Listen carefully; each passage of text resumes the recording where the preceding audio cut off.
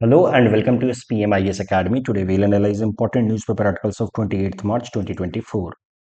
Please note you can download the PDF version of today's newspaper analysis by clicking the link given in the comment section. This is the list of the topics that we'll be covering from today's newspaper. First article is about students suicide in India.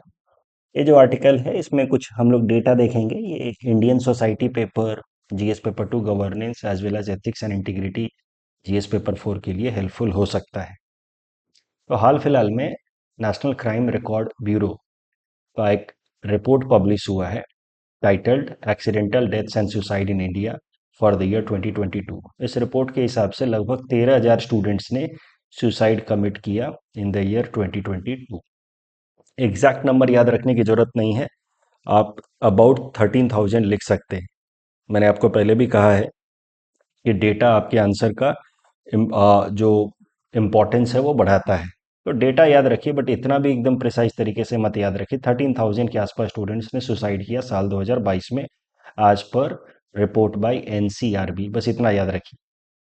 Student suicide के पीछे जो कारण है वो तो आप सब वैसे भी गेस कर सकते हैं. Pressure on the students, job पाने का प्रेशर है, गवर्नमेंट इंस्टीट्यूशंस, एजुकेशन इंस्टीट्यूशंस में सीटें कम हैं, इंटेंस कंपटीशन रहता है, फाइनेंशियल कंसर्न है.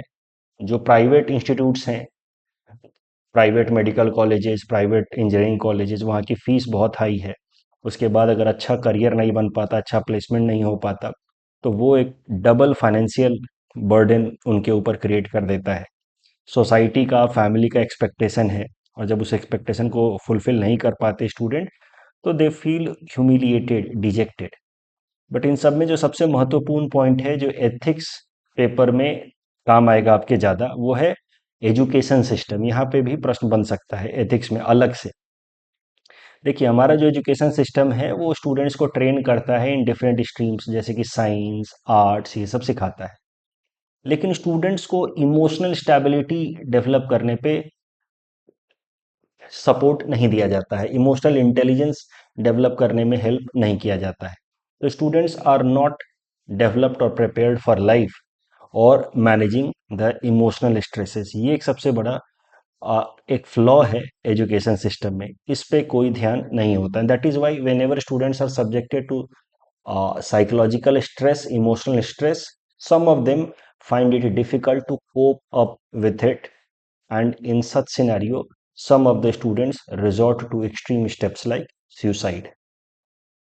अभी जब भी आप कोई आंसर लिख रहे हो तो वहां पे बॉक्स अलग से बना करके एक पर्टिकुलर केस स्टडी भी लिख सकते हैं, एक पर्टिकुलर सिचुएशन को मेंशन कर सकते हैं. तो स्टूडेंट सुसाइड पे अगर प्रश्न आए तो आप कोटा का जिक्र कर सकते हैं. Kota has been emerging as a suicide capital for students. It's a dubious distinction that Kota has been earning these days. हर साल 15-20 बच्चे वहां पे सुसाइड करते हैं. तो कोटा के अंदर सुसाइड रेट ज़्यादा होने के पीछे कारण क्या है कि वहाँ के जो कोचिंग्स हैं उनका फीस काफ़ी हाई है, और इतना पैसा फीस के तौर पे देने के बाद, 1.5 लाख 2-2 लाख रुपए फीस के तौर पे देने के बाद, when students fail to get success, specially इस तरीके के हाई स्टेक एग्जाम्स में लाइक जेई एंड नीट, इसी एग्जाम की, इन्हीं दोनों एग्जाम की तैयारी करने मेनली बच्चे जाते हैं कोटा में. तो इतना फीस देने के बाद when they fail to succeed, then sometimes emotional outburst happens. उससे बड़ा कारण है कोटा के अंदर सुसाइड रेट्स हाई होने के पीछे एज फैक्टर. जो बच्चे कोटा में तैयारी करने जाते हैं, पढ़ाई करने जाते हैं, वो नीट और जेई की तैयारी करने जाते हैं मेनली, उनका एज जो है वो टीन एज होता है मेनली. और इस एज में इमोशनल आउटबर्स्ट ज़्यादा फ्रीक्वेंट होता है, और उसको मैनेज करने की कैपेबिलिटी थोड़ी कम होती है, क्योंकि लाइफ एक्सपीरियंसेस कम होते हैं ना. लाइफ में पहली बार फेलियर सामना करना पड़ता है. By the time of 25-26 students grow more mature. By the time they start preparing for civil services, उस टाइम तक काफ़ी सारे एक्सपीरियंसेस हो जाते हैं. फेलियर या फिर रिवर्सेस को बर्दाश्त करने की भी कुछ हद तक काबिलियत आ जाती है. बट जुवेनाइल एज में ये काबिलियत कम रहती है, emotional capability, and that is why suicide rates are higher in Kota. And of course जिस तरीके की एग्जाम की तैयारी कर रहे हैं वहाँ पे इंटेंस कंपटीशन है, लिमिटेड सीट्स हैं, एंड ह्यूज कंपटीशन है. That is another reason behind high suicide rate in Kota. तो आप कोटा को अलग से जिक्र कर सकते हैं, मेंशन कर सकते हैं बॉक्स बना करके, अगर स्पेशली कोटा के बारे में नहीं पूछा है। फिर भी अगर सवाल स्टूडेंट सुसाइड के ऊपर है तो हाल फिलहाल में भारत सरकार ने क्या स्टेप्स लिए हैं, देखिए कोचिंग इंस्टीट्यूट्स के लिए एक गाइडलाइन रिलीज किया है भारत सरकार ने साल 2024 में, फरवरी महीने में ही रिलीज किया है। उसमें तमाम बातें की गई हैं in order to regulate coachings, but उसमें बच्चों के इमोशनल वेलबींग को ध्यान में रखते हुए एक गाइडलाइन रिलीज किया गया है कि now coachings are expected to provide counselling session to the students, they are required to hire psychologists and counselors, and they also need to train their tutors, their teachers to take care of the mental health issues of the students। तो ये एक recent development है जिसको आप mention कर सकते हैं। अब जैसा कि बात किया मैंने, एजुकेशन सिस्टम में एक डायमेंशन मिसिंग है, वो है स्टूडेंट्स को साइकोलॉजिकल वेलबींग या साइकोलॉजिकल स्ट्रेंथनिंग पे ध्यान नहीं दिया जाता है। तो इस डायरेक्शन में एक पॉजिटिव स्टेप लिया है दिल्ली सरकार ने, जिसको आप मेंशन कर सकते हैं अपने आंसर राइटिंग में। Delhi government started happiness classes in Delhi. साल 2018 से ये क्लासेस स्टार्ट की गई। नर्सरी से लेकर के क्लास 8 तक के स्टूडेंट्स को अपार्ट फ्रॉम डिफरेंट सब्जेक्ट्स उनकी सप्ताह में एक या दो हैप्पीनेस की क्लासेस होती हैं, जहाँ पे बच्चों को माइंडफुलनेस या अटेंटिव होना सिखाया जाता है। उनको एंजाइटी स्ट्रेस से कोप अप करना सिखाया जाता है। देखिए एंजाइटी या स्ट्रेस से कोप अप करने का सबसे अच्छा तरीका है इम्पथी डेवलप करना। एम्पैथी मतलब दूसरों को ऑब्जर्व करना। When you feel how others are feeling, that ability is known as empathy. तो हर बार होता क्या है, इमोशनल आउटबर्स्ट के पीछे कारण होता है स्टूडेंट्स को लगता है कि उनकी ही परेशानियां बहुत ज्यादा हैं। But when you start observing people around you, when you develop sense of empathy, then you will understand that it's not only you who is struggling, but everyone around you is struggling. So struggle is nature of this life, this world, and you are not being exceptionally treated in negative manner। जिस दिन ये feeling आ जाएगी, and that feeling can come only when you develop the sense of empathy। हम लोग लोगों की तकलीफ को नजरअंदाज करते हैं। कोई सड़क पे भीख मांग रहा है, किसी के हाथ टूटा है, किसी को दिन दिन भर काम कर रहा है, मजदूरी कर रहा है, पत्थर उठा रहा है, उनको हम देखते नहीं हैं। हमें बस अपनी ही परेशानियां बहुत लगती हैं, राइट।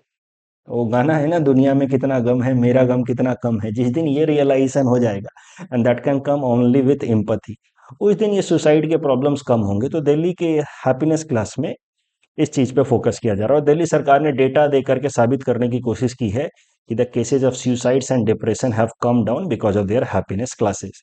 तो एथिक्स में या एसए में आप इस हैप्पीनेस क्लासेस का जिक्र जरूर कीजिए, राइट। ये बोर्ड वर्क है student suicide in India. Data आपको याद रखना है एग्जैक्टली 13,044, याद नहीं रखने की जरूरत है। अबाउट 13,000 याद रखिए सुसाइड इन 2022। किसने दिया है वो भी याद रखिए, national crime record bureau. Problem क्या है कि ये नंबर इंक्रीज हो रहा है ईयर आफ्टर ईयर, साल 2020 से ज्यादा 21 में, 21 से ज्यादा 22 में। तो ये एक मैटर ऑफ कंसर्न है। रीजंस तो तमाम है, उसमें से सबसे मेन रीजन जो है वो है एजुकेशन सिस्टम का इमोशनल इंटेलिजेंस डेवलप करना नहीं सिखाता है। Kota emerging as suicide capital for students, steps जो लिए गए उसमें guidelines for coachings 2024, counselling and psychiatric support to the students, Delhi सरकार की हैप्पीनेस क्लासेस को लिख सकते हैं। उसके अलावा भारत सरकार ने national suicide prevention strategy adopt किया है बाय मिनिस्ट्री ऑफ हेल्थ। अब देखिए इस पे कैसे कैसे प्रश्न बन सकते हैं। यूपीएससी ने साल 2023 में, यानी कि पिछले साल जो एग्जाम हुआ था मेंस का, उसमें ये प्रश्न पूछा था जीएस पेपर 1 में, इंडियन सोसाइटी में, explain why suicide among young women is increasing in Indian society. ठीक है, तो सुसाइड पे प्रश्न था, मैंने आपको स्टूडेंट्स के ऊपर ये करा दिया। तो ये सवाल पूछा गया था, बट जो डिस्कशन हमने किया है अभी, उसके ऊपर ऐसा नया सवाल बन सकता है जीएस पेपर 2 गवर्नेंस में, discuss why suicide among students is increasing in India. तो ये जो दूसरा सवाल बन सकता है इस डिस्कशन के ऊपर, इसको तो हमने ऑलरेडी कवर कर लिया है इस डिस्कशन में कि सुसाइड अमंग्स स्टूडेंट्स क्यों बढ़ रहा है। तो जो डिस्कशन हमने यहाँ किया है, प्रेशर है, एक्सपेक्टेशन है, उन सब के बेसिस पे आप इस क्वेश्चन को अटेम्प्ट कर सकते हैं, दूसरा वाले क्वेश्चन को। ये जो पहला क्वेश्चन है जो यूपीएससी ने पूछा था, विमेन के अंदर, यंग विमेन के अंदर क्यों सुसाइड की टेंडेंसीज बढ़ रही हैं और रेट्स बढ़ रहे हैं इन इंडियन सोसाइटी, जो जीएस पेपर 1 में पूछा था, उसका आंसर देख लेते हैं। Again I told you, the data are like jewel to your answers. आपके आंसर में वो बोलते हैं ना, चार चांद लगा देना, वो करता है डेटा। तो डेटा जितना हो सके उतना याद कीजिए और अप्रोप्रिएट तरीके से पुट कीजिए। तो यंग विमेन की सुसाइड को लेकर के डेटा कुछ मैं देता हूँ। It's always safe to start an answer with data. National crime record bureau कहता है 45,000 women committed suicide in the year 2021। इससे ज़्यादा महत्वपूर्ण डेटा है कि पूरे दुनिया भर में जो फीमेल सुसाइड है उसका 1/3 अकेला भारत में होता है। ये दो डेटा वीमेन सुसाइड से रिलेटेड महत्वपूर्ण है। क्यों सुसाइड रेट्स हाई हैं अमंगस्ट यंग वुमेन, जो सवाल आया था उसका जवाब देखते हैं। जेंडर रिलेटेड वायलेंस, तो ministry of women and child development कहता है कि 1 in every 3 women between the age of 15 to 49 face domestic violence. Social stigma है। देखिए, एक तो वुमेन डोमेस्टिक वायलेंस फेस करती है, लेकिन उस वायलेंस के अगेंस्ट वो ऑब्जेक्शन रेज नहीं कर पाती। क्यों? क्योंकि स्टिग्मा है ऐसा। जो औरत जा करके पुलिस कंप्लेन कर दे कि मेरे खिलाफ वायलेंस हो रहा है, उस औरत को ही लोग उसके कैरेक्टर पे क्वेश्चन उठाते हैं। That is the social stigmatization. So the problem is कि about 33% women face domestic abuse, but only 3% of them register complaint in general as per Ministry of Women and Child Development. The reason is social stigma. तो बाकी क्या करती हैं? बाकी के 97% जो हैं उस सारे हरासमेंट को सहती हैं अपने लेवल पे। तो उनका साइकोलॉजिकल हरासमेंट होता रहता है। साइकोलॉजिकल आउटबर्स्ट कभी हो गया, फ्रस्ट्रेशन हो गया, तो they might resort to extreme steps like suicide. Gender based discrimination है ही हमारे देश के अंदर। पैट्रियार्कल सोसाइटी है, तो economic and education opportunities are limited to women, which is reflected in poor gender gap index 2023, rank 127 out of 146 countries. ये कल ही हमने देखा था। अगेन डेटा, सोसाइटल एक्सपेक्टेशन जो है विमेन से ज़्यादा रहती हैं। क्यों? क्योंकि आज की वर्किंग विमेन के साथ प्रॉब्लम क्या है कि काम भी करेंगी, साथ ही साथ सोसाइटी उनसे उम्मीद करता है कि वो डोमेस्टिक रिस्पॉन्सिबिलिटीज का भी उतना ही ख्याल रखें। तो working women are subjected to double burden, and new age crimes are rising: deep fake videos, revenge pornography, cyber bullying and all। ये सब के कारण भी women are the main target। क्या वे अहेड है? Gender sensitization through initiatives like Beti Bachao Beti Padhao. National health policy लाया गया भारत सरकार द्वारा 2017 में, जिसमें मेंटल और फिजिकल हेल्थ दोनों को इंप्रूव करने पे ध्यान दिया जा रहा है। तो suicides are basically outcome of poor mental health, outcome of depression. तो उसको एड्रेस करने की कोशिश की गई है नेशनल हेल्थ पॉलिसी में। National suicide prevention strategy adopted by ministry of health and family welfare. Next topic is about trade between India and Pakistan. This topic is important from our syllabus GS paper 2 international relations point of view. देखिए, पाकिस्तान के foreign minister ने हाल फिलहाल में interest raise किया, highlight किया कि भारत और पाकिस्तान को आपस में ट्रेड टाइज इंप्रूव करना चाहिए, रिवाइव करना चाहिए। इस कारण से ये टॉपिक न्यूज में है, आने वाले मेंस में प्रश्न पूछा जा सकता है। तो भारत और पाकिस्तान के बीच में जो ट्रेड रिलेशन है वो कैसा रहा है अभी तक, उसको समझते हैं। भारत और पाकिस्तान का ट्रेड जो है उसका वाटर शेड मोमेंट, या आप कह सकते हैं टर्निंग पॉइंट, साल 2019 में देखा गया, पुलवामा अटैक के बाद। साल 2019 तक भारत और पाकिस्तान के बीच में ट्रेड काफी लिमिटेड था, लेकिन होता था ट्रेड। ट्रेड था much lower than the potential, जितना दोनों देश आपस में ट्रेड कर सकते हैं उसके तुलना में कम था, बट ट्रेड ठीक ठाक सा होता था। And trade was in favour of India. यहाँ पे डेटा दिया गया, अगेन इतना रटने की जरूरत नहीं है, but trade was in favour of India. जैसे 2018 की बात की जाए तो $2.5 बिलियन का ट्रेड हुआ, जिसमें से भारत ने लगभग $2 बिलियन का एक्सपोर्ट किया और बस $0.5 बिलियन का इंपोर्ट किया। तो trade was much limited Bharat और पाकिस्तान के पोटेंशियल के हिसाब से। देखिए, नेपाल के साथ हमारा ट्रेड $6 बिलियन का था, जबकि पाकिस्तान के साथ सिर्फ $2.5 बिलियन। पाकिस्तान के साथ हमारा ट्रेड जो है वो टॉप 50 में भी नहीं आता। और बांग्लादेश जो है साउथ एशिया में हमारा लार्जेस्ट ट्रेडिंग पार्टनर है। ये पीटी पर्सपेक्टिव से याद रखिएगा। तो मुद्दा ये है कि 2019 तक ट्रेड होता था, बट काफी limited, much lower than the potential of the two sides, and trade was in favour of India. But 2019 में हुआ पुलवामा अटैक। और पुलवामा अटैक के बाद भारत ने पाकिस्तान से मोस्ट फेवर्ड नेशन का टैग वापस ले लिया। MFN tag, most favoured nation tag होता क्या है, अगले स्लाइड पे देखेंगे। उसके बाद से जो भी बचा कुचा ट्रेड था वो भी खत्म हो गया।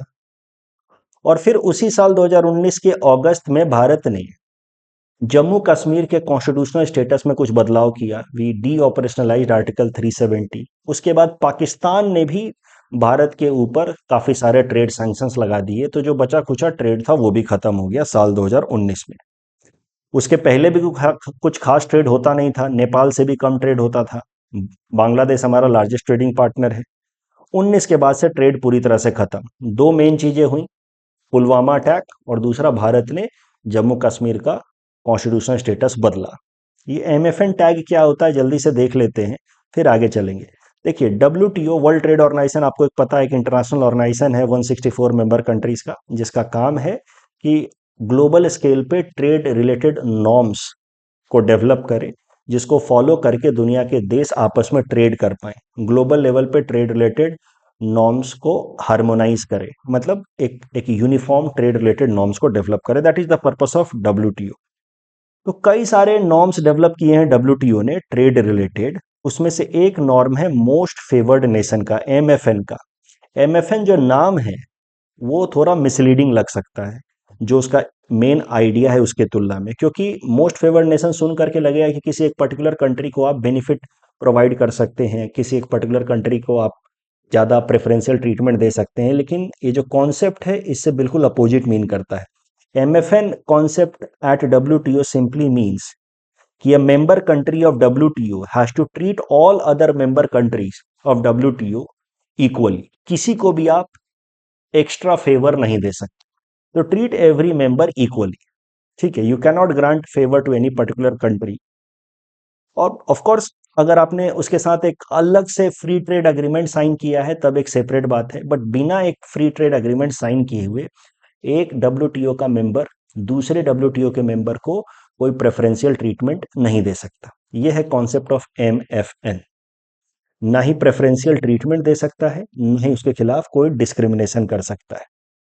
लेकिन अगर एक देश के कारण कोई सिक्योरिटी खतरा है दूसरे देश को, तो उस केस में एमएफएन टैग वापस लिया जा सकता है। और 2019 में भारत ने पाकिस्तान से एमएफएन टैग वापस लिया after Pulwama attack, citing security reasons. तो एमएफएन टैग हमने वापस ले लिया और पाकिस्तान के ऊपर तमाम ट्रेड रिस्ट्रिक्शंस लगा दिए। और इसके साथ ही भारत और पाकिस्तान के ट्रेड लगभग खत्म हो गए, और पाकिस्तान ने 2019 अगस्त के बाद से उतने ही रिस्ट्रिक्शंस लगा दिए, तो बचा खुचा ट्रेड खत्म। अब बात चल रही है कि ट्रेड टाइज को नॉर्मलाइज किया जाए। अगर ट्रेड टाइज नॉर्मलाइज होते हैं तो ओवरऑल क्या क्या फायदा हो सकता है। सबसे पहला फायदा तो पाकिस्तान को होगा। ऑफ कोर्स पाकिस्तान की economy is on the verge of collapsing. इसके कई सारे इंपॉर्टेंट इंपोर्ट्स हैं जो काफी कॉस्टली हो गए हैं। For example cotton import, sugar cane import, वो अर्जेंट बेसिस पे पाकिस्तान को चाहिए। उसके अलावा भी पाकिस्तान की इकोनॉमी जो है BOP, balance of payment crisis face कर रही है। तो उस केस में पाकिस्तान की इकोनॉमी को कुछ फायदा हो सकता है अगर भारत के साथ वो ट्रेड करे। ऐसा नहीं है कि भारत के साथ उसका कोई पॉजिटिव ट्रेड हो जाएगा और उसको फॉरेक्स रिजर्व की कमाई होने लगेगी, नो। बट अगर भारत के साथ वो ट्रेड करेगा तो जो चीजें वो दूसरे देशों से महंगे दामों पे खरीदता है, कम से कम वो चीजें भारत से उसको सस्ते दामों पे, रिलेटिवली सस्ते दामों पे मिलेगा, तो उसका फॉरेक्स रिजर्व कुछ तो बचेगा। भारत के लिए भी फायदा है। भारत काफी सारा एक्सपोर्ट करता है पाकिस्तान को। We mainly export cotton, organic chemicals, plastic and mechanical equipments. तो अगर हम ट्रेड बढ़ाएंगे तो इन एरियाज में हमारी इकोनॉमी को बूस्ट मिलेगा, हमारे ओवरऑल फॉरेक्स रिजर्व को फायदा मिलेगा। और जब ट्रेड टाइज नॉर्मलाइज होंगे तब जाकर के दोनों देशों को आपस में पॉलिटिकल टाइज को स्ट्रेंथन करने का मोटिवेशन मिलेगा। देखिए, in absence of trade ties the two sides have nothing to lose. दोनों साइड्स को they have nothing to lose, and that is why there is no motivation to develop diplomatic relations also. तो अगर trade ties मजबूत होंगे तो उससे फिर political ties भी धीरे धीरे मजबूत होंगे, एंड वी कैन एक्सपेक्ट कि there will be some control और रीन ओवर टेररिज्म। पाकिस्तान कुछ टेररिज्म पे लगाम लगाएगा। अभी तो पाकिस्तान को कोई फायदा ही नहीं है भारत के साथ संबंध रख के, ट्रेड कुछ है ही नहीं। So the moment there will be some significant trade, then Pakistan will have a deterrence कि भैया इसके खिलाफ टेररिज्म करूंगा तो फिर ट्रेड का नुकसान होगा, इसलिए टेररिज्म ना करो। सो टेररिज्म कर्व करने में भी फायदा हो सकता है with trade ties. Trade ties को अगर हम नॉर्मलाइज करेंगे तो सॉफ्ट पावर एक दूसरे का हमारे ऊपर बढ़ेगा। सॉफ्ट पावर मतलब लोगों का जो कल्चरल इन्फ्लुएंस है, पाकिस्तान का कल्चरल इन्फ्लुएंस ओवर इंडिया या भारत का cultural influence over Pakistan, that will increase. So people to people ties will get strengthen. Boost to regional connectivity, अभी क्या है कि हमें अगर अफगानिस्तान पहुंचना है या सेंट्रल एशिया पहुंचना है, अफगानिस्तान में बहुत सारा हमने इन्वेस्टमेंट किया हुआ है, और central Asia energy rich countries हैं, ये 5 एनर्जी रिच कंट्रीज हैं, तुर्कमेनिस्तान, कजाकिस्तान एंड ऑल। अभी हमें उन देशों तक पहुंचना है तो हमें ईरान के चाबहार पोर्ट का इस्तेमाल करना पड़ता है, क्योंकि पाकिस्तान हमें लैंड एक्सेसिबिलिटी नहीं देता। But if we start with trade normalisation and then we are having political collaboration also, to some extent diplomatic collaboration also, then land accessibility to Afghanistan and Central Asia might get a boost। और energy diplomacy को भी फायदा होगा। Energy diplomacy मतलब energy related जो collaboration Bharat करता है दुनिया के देशों के साथ, उसको कहा जाता है एनर्जी डिप्लोमेसी। तो एनर्जी डिप्लोमेसी के अंतर्गत भारत एक पाइपलाइन बिछा रहा है, Tapi pipeline, Turkmenistan, Afghanistan, Pakistan and India pipeline, जहां से नेचुरल गैस हम लोग लार्ज स्केल पे इंपोर्ट कर सकते हैं इंडिया में। लेकिन पाकिस्तान इस तापी पाइपलाइन को इंप्लीमेंट नहीं होने दे रहा। ये देखिए, Turkmenistan, Afghanistan, Pakistan, India, TAPI pipeline.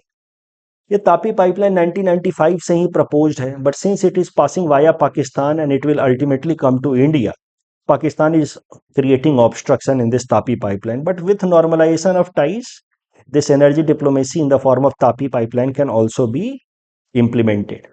Tapi pipeline जो कितने सालों से ऑब्स्ट्रक्टेड है, इस कारण से इंडिया पैरेलल पाइपलाइंस को एक्सप्लोर कर रहा है। उसी कॉन्टेक्स्ट में इंडिया सेज पाइपलाइन बिछा रहा है, SAGE pipeline which will connect Chabahar of Iran and Oman का पोर्ट, यहां से ओमान और चाबहार ऑफ ईरान को कनेक्ट करेगा underground sea pipelines that will connect directly gulf of Kutch of India. तो इस तरीके से SAGE pipeline is being explored by India as an alternative to TAPI pipeline. Pakistan के साथ अगर अच्छे संबंध होंगे तो तापी पाइपलाइन भी इंप्लीमेंट हो सकता है। बट पाकिस्तान के साथ टाइज को नॉर्मलाइज करने में या रिज्यूम करने में सबसे बड़े चैलेंज क्या है? सबसे बड़ा चैलेंज ऑफ कोर्स है state sponsor terrorism from Pakistan. Pakistan अपनी हरकतों से बाज आएगा नहीं, टेररिज्म प्रमोट करता रहेगा। हमारे एक्सटर्नल अफेयर्स मिनिस्टर है जयशंकर साहब ने कई दफा इंडिया का स्टैंड क्लियरली स्टेट किया है, कहा है कि trade and terrorism can not go together, you have to write this in exam. उसके अलावा पाकिस्तान का stand on article 370 of India. तो पाकिस्तान का कहना है कि जब तक भारत अपना स्टैंड ऑन आर्टिकल 370 को रिवर्स नहीं करता है, जो 2019 में हमने किया था, तब तक भारत के साथ वो कोई ट्रेड नहीं करेगा, कोई रिलेशन नहीं रखेगा। तो इस तरीके के बड़े चैलेंजेस पाकिस्तान ने खुद के लिए क्रिएट कर दिए। तीसरा जो सबसे महत्वपूर्ण चैलेंज है वो है लोकल पॉलिटिक्स। देखिए, चूंकि ट्रेड है नहीं दोनों देशों के बीच में, तो दोनों देशों को कुछ लूज करने के लिए है नहीं। ऐसे में हुआ क्या है कि दोनों साइड की पॉलिटिकल पार्टीज ने लोगों को मोटिवेट किया है अगेंस्ट ईच अदर। तो आज के डेट में एक सेंस ऑफ हेट्रेडनेस है भारत के लोगों के अंदर फॉर पीपल ऑफ पाकिस्तान, और पाकिस्तान के लोगों के अंदर for people of India. In general मैं कह रहा हूं, मैं ऐसे यूनिफॉर्म तरीके से नहीं कह रहा। बट भारत में बैठे लोगों को लगता है कि पाकिस्तान के अंदर सब लोग बम बनाते हैं, और पाकिस्तान के अंदर बैठे लोगों को, क्योंकि वहां के पॉलिटिकल पार्टीज ने ऐसे मिसगाइड किया है वहां के लोगों को, वहां के लोगों को लगता है कि भारत के अंदर लोग, जो मेजॉरिटी है वो माइनॉरिटी को हैरास करता है। और इस कारण से दोनों ही साइड्स के मन में एक दूसरे के लिए डिस्ट्रस्ट है लोगों के बीच में। और जब तक लोगों के बीच में डिस्ट्रस्ट है, तब तक कोई भी पॉलिटिकल पार्टी या कोई भी सरकार टाइज को नॉर्मलाइज करने के डायरेक्शन में काम अगर करेगी तो उसका वोट बैंक को नुकसान पहुंचेगा। That is a huge stake for any party और government. That is the main hindrance between ties of India and Pakistan, the sense of distrust between common people on each other side, and that puts high stake for party और government on either side. बातचीत शुरू करोगे, यहाँ की कोई भी party कहेगी कि पाकिस्तान के साथ ट्रेड किया जाए, उसके साथ टाइज को नॉर्मलाइज किया जाए, तो उसका वोट बैंक को नुकसान पहुंचेगा। And the same is true in Pakistan also. इस टॉपिक के बेसिस पे ये प्रीलिम्स प्रैक्टिस क्वेश्चन मैंने आपको दिया है। This question was asked in UPSC prelims 2017। Attempt this question and submit the answer in the comment section. This is the board work trade between India and Pakistan. तो 2019 जो है वो वाटरशेड मोमेंट था, Pulwama attack हुआ और भारत ने कश्मीर का कॉन्स्टिट्यूशनल स्टेटस बदला और इसके साथ ही दोनों के बीच का ट्रेड पूरी तरह से खत्म हो गया। अगर आज के डेट में अगर हम लोग ट्रेड टाइज को नॉर्मलाइज करते हैं तो उससे इकोनॉमिक बेनिफिट तो होगा ही, भारत के फॉरेक्स रिजर्व को फायदा होगा, पाकिस्तान की कोलैप्सिंग इकोनॉमी बच जाएगी, साथ ही साथ डिप्लोमेटिक रिलेशंस अच्छे होंगे, पाकिस्तान की तरफ से आने वाला टेररिज्म कुछ हद तक कंट्रोल हो सकता है, accessibility to Afghanistan and Central Asia बढ़ सकता है, and implementation of TAPI pipeline project हो सकता है। अब इस टॉपिक पे एक सवाल तो ऐसा बन सकता है जो यूपीएससी ने पूछा है, terrorist activities and mutual distrust have clouded India Pakistan relations, to what extent use of soft power like sports and cultural exchanges could help in goodwill generation between the two sides. ये UPSC already पूछ चुका है और ये प्रश्न मैंने बना करके दिया है, जो हमारे डिस्कशन के बेसिस पे आप खुद अटेम्प्ट कर सकते हैं। To what extent resumption of trade ties could help generate goodwill between India and Pakistan and discuss the possible hindrances. तो जो हमने डिस्कशन किया उसके बेसिस पे आप इस क्वेश्चन को अटेम्प्ट कर सकते हैं। ये जो सवाल यूपीएससी ने पूछा है उसका जवाब हम लोग देख लेते हैं। सवाल सिंपल है, सवाल है कि जब तक सॉफ्ट पावर नहीं इंप्रूव किया जाएगा, लोगों के बीच में पीपल टू पीपल टाइज को मजबूत नहीं किया जाएगा, तब तक रिलेशंस अच्छे नहीं हो सकते। क्यों? क्योंकि म्यूचुअल डिस्ट्रस्ट है लोगों का एक दूसरे के प्रति। तो यही चीज को आपको हाईलाइट करना है। एक लॉजिकल फ्लो में आंसर लिखा गया है कि दोनों देशों का ह्यूज इकोनॉमिक पोटेंशियल है, लेकिन पोटेंशियल रिमेन्स अनटैप्ड, क्योंकि पाकिस्तान की तरफ से टेररिज्म आता है, state sponsored terrorism, and allegation from Pakistan कि भारत पाकिस्तान के खिलाफ टेररिज्म प्रमोट कर रहा है। देखिए ये समस्या है, एक तो हमारे खिलाफ वो टेररिज्म करता है, दूसरा वो हमारे ऊपर एलिगेशन लगाता है कि हम टेररिज्म कर रहे हैं पाकिस्तान में, और हमारे ऊपर वो ये भी एलिगेशन लगाता है it project India as an anti Islamic country. और इन सब ब्लेम गेम के कारण एक सेंस ऑफ डिस्ट्रस्ट है लोगों के बीच में एक दूसरे के लिए, और इस कारण से कोई भी डिप्लोमेटिक इनिशिएटिव काम नहीं आने वाला। सरकारें अगर अपने लेवल पे काम करना चाहेंगी तो सरकारें ही गिरा दी जाएंगी। Diplomatic initiatives will not work. Diplomatic initiatives in the past have also failed. For example, Lahore बस डिप्लोमेसी स्टार्ट किया गया अटल बिहारी वाजपेयी जी द्वारा 1999 में, कि लाहौर दिल्ली लाहौर बस सर्विस शुरू किया और पहली बस लेकर के वो खुद गए लाहौर। बट हुआ क्या, कुछ दिनों बाद कारगिल अटैक हो गया भारत के ऊपर। क्यों? क्योंकि पाकिस्तान के अंदर जो वहां के एक्सट्रीमिस्ट ऑर्थोडॉक्स ग्रुप हैं, सोशल सोसाइटीज हैं, सिविल सोसाइटीज, उन्होंने पाकिस्तान की सरकार के ऊपर दबाव बनाना शुरू कर दिया कि तुम भारत के साथ कैसे संबंध अच्छा कर रहा है। तो पाकिस्तान की सरकार दबाव में आकर के उसने टेररिज्म को स्पॉन्सर किया and that resulted into Kargil war. So diplomatic initiatives are not going to yield benefit जब तक लोगों के बीच में जो डिस्ट्रस्ट है वो कम नहीं होगा। और डिस्ट्रस्ट कम करने के लिए सॉफ्ट पावर को प्रमोट करना होगा एक दूसरे के ऊपर, और सॉफ्ट पावर का सबसे अच्छा टूल है स्पोर्ट्स एंड कल्चरल एक्सचेंजेस। अब जाकर के आपने इस क्वेश्चन का टेम्पो सेट कर दिया, तो जो पूछा है वहां तक आ गए। और फिर स्पोर्ट्स एक्सचेंजेस के कुछ एग्जाम्पल दे दीजिए। साल 2004 में जब इंडिया पाकिस्तान क्रिकेट सीरीज हुआ था, तो हमारे कुछ cricketers Irfan Pathan, Lakshmipathy Balaji, they became very popular amongst Pakistani crowd. 2006 में ऐसे ही सीरीज में जब इंडिया गया था पाकिस्तान, तो M S Dhoni was appreciated for his hair style by Pervez Musharraf. M S Dhoni was loved by every Pakistani that time. तो इस तरीके से रिलेशन इंप्रूव हुए थे। कल्चरल एक्सचेंजेस के लिए रेखाता कंसर्ट लिख दीजिए, कोक स्टूडियो लिख दीजिए, Pakistani artist like Atif Aslam and all, ये सब लिख दीजिए। तो इस तरीके से आप कह सकते हैं कि कल्चरल एक्सचेंजेस और स्पोर्ट एक्सचेंजेस से रिलेशंस की बेहतर होने की शुरुआत हो सकती है। और उसमें आप कह सकते हैं कि allowing cricketers of Pakistan in IPL can be starting point. But in the end again Bharat सरकार के स्टैंड को आपको जस्टिफाई करना है कि Pakistan needs to stop terror activities against India if it wants economic and diplomatic cooperations with India. ऐसा stand लिख दीजिए। Third topic is about food wastage. Again this idea can be useful for essay writing, Indian economy, ethics and integrity. देखिए, United Nations Environment Programme UNEP और food waste index report के हिसाब से दुनिया भर का जो भी फूड प्रोड्यूस हुआ था साल 2022 में, उसका 19% फूड हमने वेस्ट कर दिया। अब फूड वेस्टेज से नुकसान क्या है? एक तो हंगर का प्रॉब्लम इंटेंसिफाई होता है।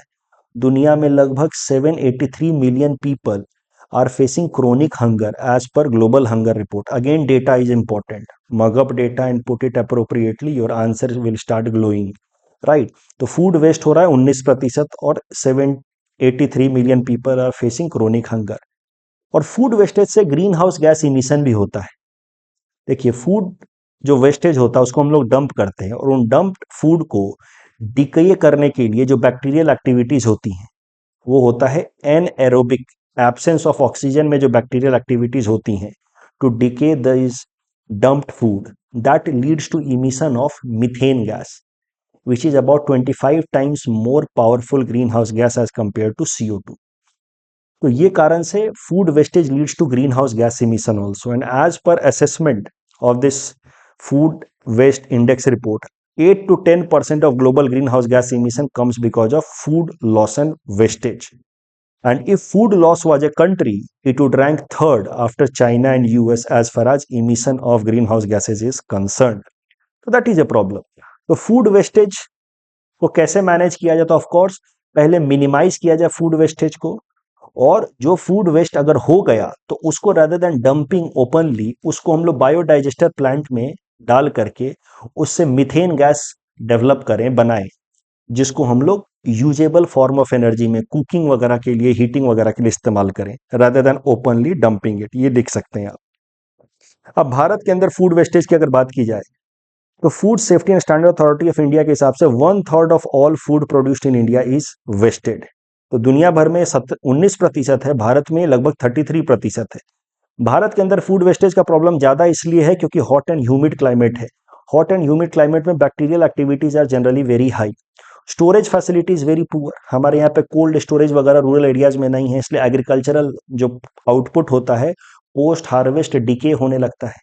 इसी प्रॉब्लम को एड्रेस करने के लिए भारत सरकार लेकर के आई है agricultural infrastructure fund. 1 lakh crore का फंड लेकर के आई है सरकार। हमने प्रीलिम्स क्रैश कोर्स में टॉपिक नंबर 550 में इसको कवर किया है, इंफ्रास्ट्रक्चर फंड, ताकि एग्रीकल्चर का इंफ्रास्ट्रक्चर जैसे कोल्ड स्टोरेज फैसिलिटी वगैरह डेवलप किए जा सके रूरल एरियाज में। तो दिस इज इंपॉर्टेंट। तो एग्री इंफ्रास्ट्रक्चर फंड से फूड वेस्टेज कम होगा and that will help in developing scientific storage facility. तीसरा प्रॉब्लम है बिग फैट वेडिंग्स। वेडिंग्स में आजकल हमारे यहाँ पे खाना बर्बाद करना फैशन हो गया, it is matter of pride. और फिर चौथा है lack of deeper understanding of the impact of food wastage. देखिए, लोगों को लगता है कि हमने पैसा दे दिया, अब मेरा मर्जी मैं खाऊं ना खाऊं, मैंने खाना खरीदा मेरी मर्जी, मैं रेस्टोरेंट में जाया गए, ज्यादा खाना ऑर्डर किया, खाना बर्बाद कर दिया, बोले हम पैसा तो दे चुके हैं ना इसके लिए। But that is lack of understanding about the its lack of understanding about environmental and economic impact of food wastage। सिर्फ पैसा दे देने से काम नहीं होता है, उसका बहुत सारा सोसाइटी पे इकोनॉमिक और इन्वायरमेंटल इम्पैक्ट पड़ता है। तो इम्पैक्ट ऑफ फूड वेस्टेज क्या है? हंगर का प्रॉब्लम है। हंगर भारत के अंदर ज्यादा क्रोनिक तरीके से है। ग्लोबल हंगर इंडेक्स में इंडिया की रैंक है 111 out of 125 countries. Economic losses, food wastage के कारण लगभग 1% का जीडीपी नुकसान होता है भारत को, as per food safety standard authority of India. Waste management का चैलेंज है, जब फूड वेस्टेज होता है तो फिर वो खाना जो है इधर उधर हम लोग डंप करते हैं, जिससे ड्रेनेज सिस्टम क्लॉग होता है, आर्टिफिशियल फ्लडिंग का प्रॉब्लम होता है रेनी सीजन में in the city area. Food wastage को टैकल करने के लिए भारत में क्या इनिशिएटिव्स लिए गए हैं? Food safety standard authority of India लेकर के आया है एक portal, India food sharing alliance, IFSA। इसको याद कर लीजिए, जहां पे अलग अलग फूड कलेक्शन नेटवर्क बनाया जा रहा है ताकि फूड वेस्टेज को अवॉइड किया जा सके। उसके अलावा भारत सरकार ने रिक्वेस्ट किया है स्टेट गवर्नमेंट्स को कि अपने अपने स्कूल करिकुलम में बच्चों के स्कूल बुक में वो फूड वेस्टेज पे एक अलग से चैप्टर लाए ताकि बच्चों के अंदर फूड वेस्टेज के अगेंस्ट अवेयरनेस डेवलप हो। उसके अलावा पीएम जीवन scheme and national biofuel policy Bharat सरकार की स्कीम है, जहां पे माइक्रो ऑर्गेनिजम्स का इस्तेमाल किया जा रहा है, जैसे बैक्टीरियाज, ईस्ट, जिससे फूड वेस्टेज को कन्वर्ट किया जाए in usable form of fuel, जैसे बायो इथेनॉल एंड ऑल। तो ये डेटा है, board work with respect to this topic. अभी एपीएससी ने प्रश्न पूछे थे, जैसे एसए में आया था, पिछले साल एसए आया था, earth provides enough to satisfy everyone's need but not greed. तो बेसिकली जो लोग भी खाना वेस्ट करते हैं, उनको लगता है कि मैंने पैसा दिया है तो मेरा हक है मैं खाऊं या वेस्ट करूं, this is nothing but greed या सेल्फिशनेस। तो ये फूड वेस्टेज वाले डेटा आप कोट करके लिख सकते हैं, ये आइडियाज लिख सकते हैं on such kind of essays कि this is a kind of greed. आप उतना ही लीजिए जितने आपकी जरूरत है, डिस्पाइट द फैक्ट कि आपके पास पैसा हो। That does not give you authority to waste resources because this wastage will have impact on entire humanity. Global warming करेगा और उसके अलावा हंगर के प्रॉब्लम को बढ़ाएगा। उसके अलावा इंडियन सोसाइटी में एपीएससी ने प्रश्न पूछा था, comment on trendy big fat Indian wedding. अब इंडियन सोसाइटी का प्रश्न है तो इस पे सोसाइटल इम्पैक्ट पे ज़्यादा आपको इम्फेसाइज करना था, लेकिन जैसे कि पैट्रियार्कल नेचर होता है, सोसाइटी का स्ट्रेंथन होता है, साइकोलॉजिकली डिमीनिंग होता है ब्राइड के लिए क्योंकि ज़्यादा खर्चा ब्राइड के साइड को करना पड़ता है। बट उसमें आप इन्वायरमेंटल इम्पैक्ट भी लिख सकते हैं बिग फैट इंडियन वेडिंग का, environmental impact, food wastage, economic impact. But economic impact दोनों negative as well as positive लिखिए। पॉजिटिव इम्पैक्ट भी है बिग फैट इंडियन वेडिंग का, it create new economic opportunities like wedding planner and hospitality. UPSC mains 2023 में ऐसा प्रश्न पूछा गया था, discuss several ways in which organisms micro organisms can help in meeting current fuel shortage. ये यहाँ पे आंसर है, मेरे हिसाब से एक ठीक ठाक सा आंसर है, इसको पढ़ करके आप इस क्वेश्चन को अटेम्प्ट कर सकते हैं। Next topic is about exercise tiger Triumph. This topic is important from prelims perspective. अगले साल के प्रीलिम्स की भी तो तैयारी करनी है। तो इंडिया और यूएस के बीच में ट्राई सर्विस, तीनों जो आर्म्ड फोर्सेज हैं, आर्मी, नेवी और एयरफोर्स, उनके बीच का आपस में एक ज्वाइंट एक्सरसाइज है जिसका नाम है टाइगर ट्रायम्फ। इस एक्सरसाइज का मेन पर्पस है humanitarian assistance and disaster relief. तो कहीं पे भी कोई डिजास्टर होता है, सुनामी वगैरह आता है, अर्थक्वेक आता है, तो कैसे तीनों सर्विसेज, आर्मी, नेवी और एयरफोर्स मिल करके, इंडिया और यूएस की मिल करके रिलीफ वर्क पहुंचाएं, इसके लिए आपस में ज्वाइंट एक्सरसाइज करती है इंडिया और यूएस के ट्राई सर्विसेज जिसका नाम है टाइगर ट्रायम्फ। अभी मेंस में तो सीधा सीधा टाइगर ट्रायम्फ में प्रश्न आएगा नहीं, लेकिन कभी आप इंडिया यूएस रिलेशंस में मान लीजिए प्रश्न आ गया, तो इट्स ऑलवेज गुड कि एक आधा लाइन आप करंट या recent initiatives of the two sides लिखें। तो इंडिया यूएस के बीच में रिसेंट इनिशिएटिव्स ऑफ कोलैबोरेशन में आप लिख सकते हैं एक्सरसाइज टाइगर ट्रायम्फ। सीधा नहीं आएगा प्रश्न, बट इंडिया यूएस पे प्रश्न आ जाए तो वहां पे रिसेंट इनिशिएटिव्स में exercise tiger Triumph tri services exercise लिख सकते हैं। इस टॉपिक के बेसिस पे प्रीलिम्स प्रैक्टिस क्वेश्चन हमने आपको दे रखा है। Attempt this question and submit the answer in the comment section. इस क्वेश्चन में पहला और तीसरा स्टेटमेंट गलत है, दूसरा स्टेटमेंट सही है। मैंने जब क्वेश्चन दिया था तो गलती से 1.5 के जगह पे मैंने 5 लिख दिया था, बट यहाँ पे 1.5 होगा और उस हिसाब से सेकंड स्टेटमेंट इज करेक्ट। और global gender gap index world economic forum publish करता है, और आईएईए में कुछ, आईएईए के हिसाब से आप इंपोर्टेड यूरेनियम का इस्तेमाल आप वेपन बनाने में नहीं कर सकते हैं। That is why the correct answer would be option B, some are imported uraniums. इसीलिए कुछ का उस वो सर्विलेंस रखती है, कुछ का नहीं रखती है। In India some nuclear reactors are under IAEA safeguards, क्योंकि वहां पे इंपोर्टेड यूरेनियम इस्तेमाल होता है। That's all from our side for today, thanks for watching.